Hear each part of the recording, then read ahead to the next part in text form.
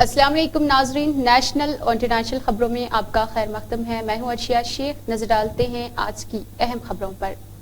Chief minister ने इल्जाम आयद किया है कि बीजेपी रियासती हुकूमत को गिराने के लिए कांग्रेस अरकान असेंबली को 100 करोड़ रुपए की पेशकश कर रही। चीफ मिनिस्टर ने कहा है कि रुकन असेंबली रवि कुमार गौड़ा ने मुझे जानकारी दी है कि बीजेपी हमारे अरकान असेंबली को 100 करोड़ की ऑफर दे रही है। बीजेपी ऑपरेशन लोटस के जरिए ही कर्नाटक में बरसर इख्तिदार आई थी।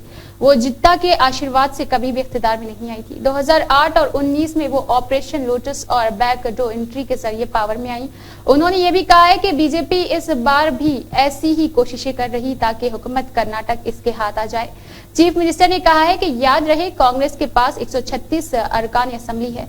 हमारी हुकूमत गिराना आसान नहीं है। बीजेपी के इख्तिदार में आने के लिए 60 के आसपास अरकान असेंबली को मुस्तफा होना पड़ेगा।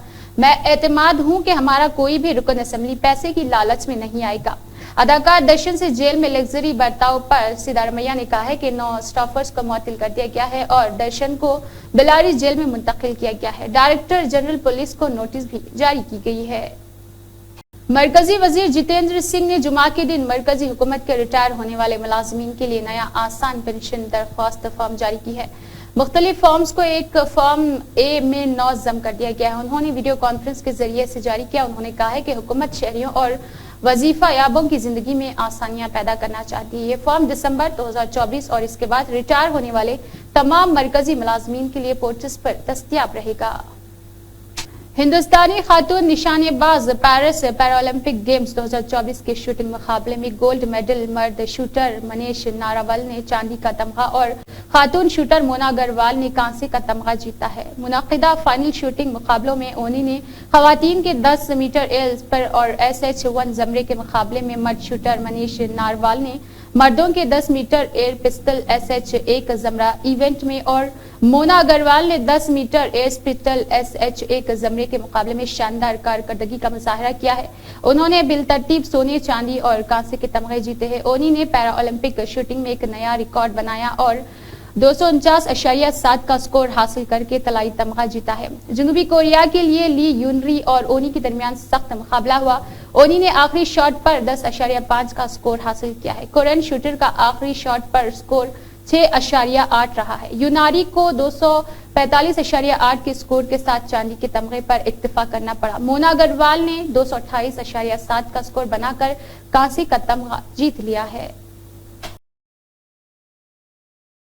सऊदी अरब में सलमान बिन अब्दुल अजीज ने मुतअद्दिद अस्करी शोबों में नई तैनाती से मुतल्लिक शाही फरमान जारी कर दिया है। सऊदी खबरी इदारे की रिपोर्ट के मुताबिक सऊदी अरब के मुश्तरका फोर्स के सरबराह जनरल को मनसिब से हटा दिया गया है। इसके अलावा बहरिया के सरबराह जनरल फहद गफीली को भी मनसिब से सबकदोश होना पड़ा है। जनरल फहद को सऊदी मसला अफवाज के नायब सरबराह के तौर पर तैनात करने का फैसला किया गया, जबकि ब्री फोर्स के सरबराह जनरल फहद मतीर को मनसिब से सबकदोश करके वजीर दिफा के दफ्तर का मुशीर मुकर्रर किया गया है। शाह सलमान ने शाही फरमान में मैनेजर और जनरल फहद को तरक्की देकर जनरल बना दिया और उन्हें बरी अफवाज का सरबराह मुकर्रर कर दिया है। इसके अलावा मैनेजर जनरल मोहम्मद गरीबी को तरक्की देकर जनरल बना दिया गया और उन्हें बहरिया का सरबराह मुकर्रर किया गया है। ऐवान शाही में मुशीर मुकर्रर करने के बाद मेजर जनरल फहदुस सलमान को तरक्की देकर जनरल बना दिया गया और उन्हें मुश्तरका फोर्सेस का सरबराह तैनात किया गया। मुल्क में हर महीने की पहली तारीख को कई किस्म के खवायद में तब्दीलियां देखने को मिलती है। सितंबर के महीने में आपके पैसे से मुतालिक बहुत सी कवानीन में तब्दीलियां होने वाली है। उनमें मुफ्त आधार को अपडेट करने की आखिरी तारीख से लेकर खुसूसी स्कीमों और क्रेडिट कार्ड्स में रकम की सरमायाकारी के कवायद तक सब कुछ शामिल है।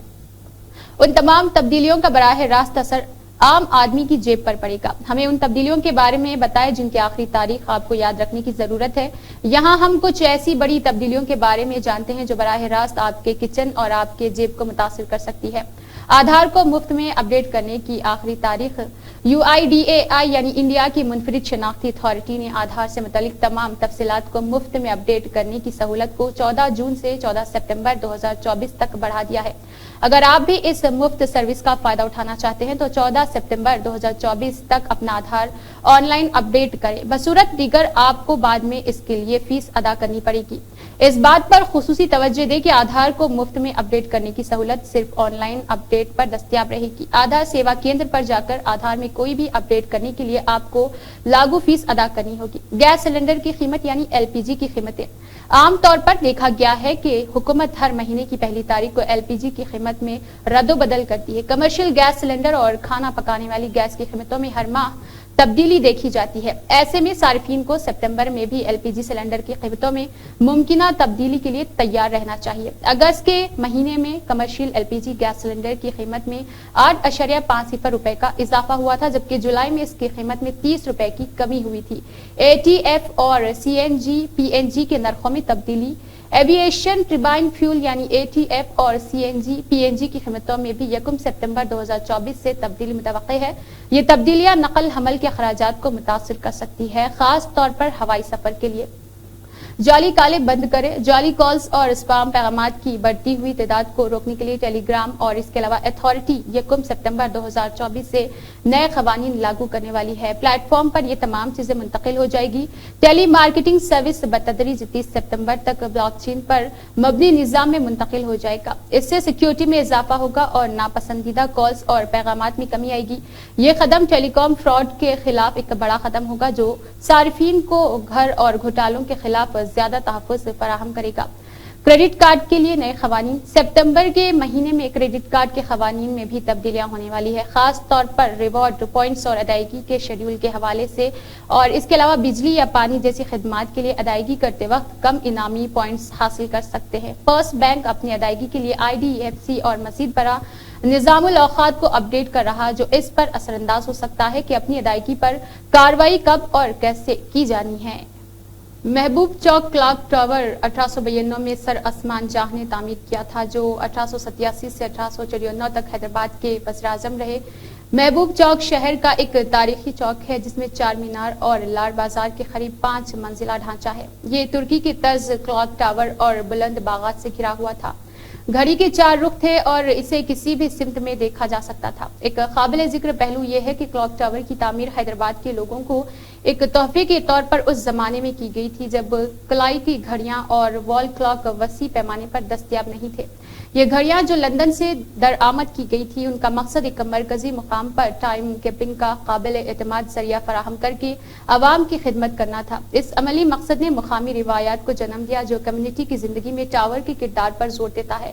مزید برآں ٹاور کا نام حیدرآباد کے چھٹے نظام میر محبوب علی پاشا کے نام پر رکھا گیا ہے، جو اس کی کہانی میں شاہی ورثے کے ایک تہ کا اضافہ کرتا ہے۔ کہا جاتا ہے کہ یہ ٹاور علاقے کی خوبصورتی کو بڑھانے اور اپنی رعایا کی فلاح بہبود کے لیے نظام کے عزم کی علامت کے لیے بنایا گیا تھا۔ زندہ طلسمات ایک مشہور جڑی بوٹیوں کے علاج کی بنیاد 1920 میں حکیم محمد معیز الدین فاروقی نے حیدرآباد انڈیا میں رکھی تھی۔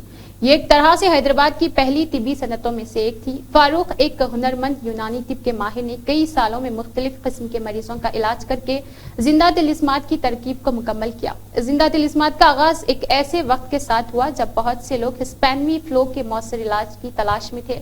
برانڈ کے لوگوں میں ایک افریقی جنگجو کو نیزہ سے لیس کیا گیا جو جیونیبل اور طاقت کی علامت ہے۔ یہ منظر کشی ممکنہ طور پر سیدھوں کے افریقی سپاہیوں یعنی زیادہ اترابی سے لے کر گھڑ سوار دستے سے متاثر تھی جو حیدرآباد کی فوج کے نظام کا فخر تھے اور اس کے ذاتی محافظ کے طور پر کام کرتے تھے۔